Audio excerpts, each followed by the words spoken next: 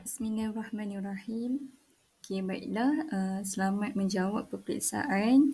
Dan dalam video ni, cikgu akan menerangkan beberapa soalan yang cikgu rasa perlu.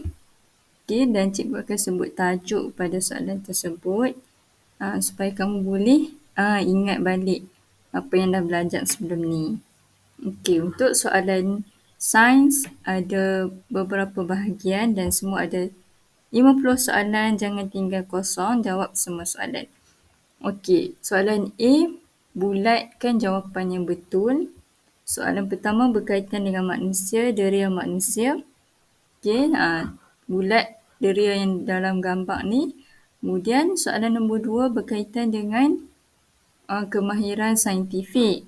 Ini dah lama juga tinggal. Okay, kemahiran saintifik ni dia minta apa ni? Kat sini dia bagi ketinggian dan berat. Okay, ketinggian dan berat ni diukur oleh alat.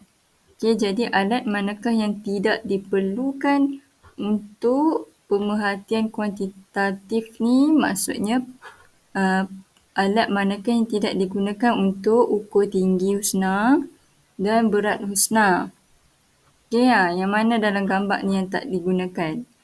Okay, kemudian nombor 3, kena buat pemerhatian sikit berkaitan dengan saiz. Nombor 4, berkaitan dengan peraturan bilik sains. Nombor 5 pun sama, peraturan bilik sains. Nombor 6 sama. Dan nombor 7 pun berkaitan dengan kemahiran saintifik. Iaitu dia tanya apakah fungsi peralatan di atas. Okey. Ni apa? Alat penimbang. Okey, alat penimbang untuk apa?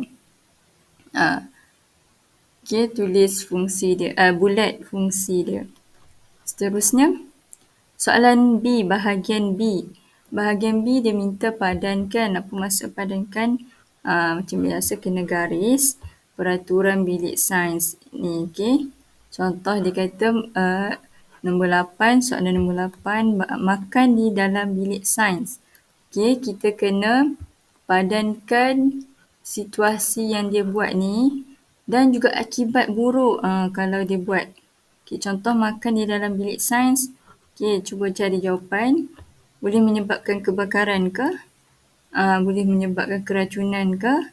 Boleh menyebabkan alatan sains pecah ke? Okey, garis padankan, sesuaikan. Baiklah. Seterusnya C, kelaskan. Kelaskan ni mudah saja. Kita tulis balik dalam kotak yang disediakan. Contoh, benda hidup. Okey, ini berkaitan dengan haiwan. Haiwan dan tumbuhan. Benda hidup dan benda bukan hidup. Okey, benda hidup, tulis bahagian ni. Benda hidup 13, 14 sampai 16. Okey, contoh benda yang bukan hidup. Tulis sebelah dia. Nombor soalan bahagian D pula. Seterusnya, bahagian D, isikan tempat kosong dengan jawapan yang betul. Okey, soalan bahagian D. Okey, dia minta kena tulis, kita kena baca dulu ayat. Okey, kemudian barulah kita boleh teka apakah tempat kosong ni kan. Okey, jadi contoh soalan nombor 21, kapal tidak boleh tempat kosong sendiri. Kapal tidak boleh, kita tekalah. Kapal tidak boleh membiak sendiri ke? Kapal tidak boleh bernafas sendiri ke? Kapal tidak boleh bergerak sendiri ke? Yang mana yang paling sesuai dan betul? Okey, yang mana yang paling betul, tepat, tulis dekat tempat kosong ni lah. Okey, seterusnya E. E kena garis. Gariskan jawapan yang betul. Kena baca juga. Okey, organ deria di atas ialah, dalam gambar ni ada gambar deria. Okey, dalam ni gambar apa ni? Mata ataupun hidung. Okey, jadi garis jawapan yang betul. Okey, ada 2 soalan, jangan tinggal. 26, 27 untuk satu gambar. Begitu juga yang lain.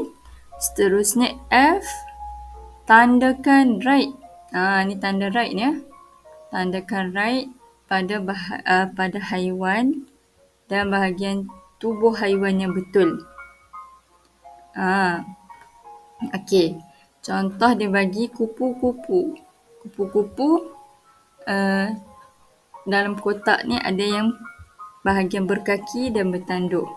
Okey, jika kamu rasa kupu-kupu berkaki, tandakan right lah dekat berkaki. Kemudian kita pergi ke bahagian bertanduk.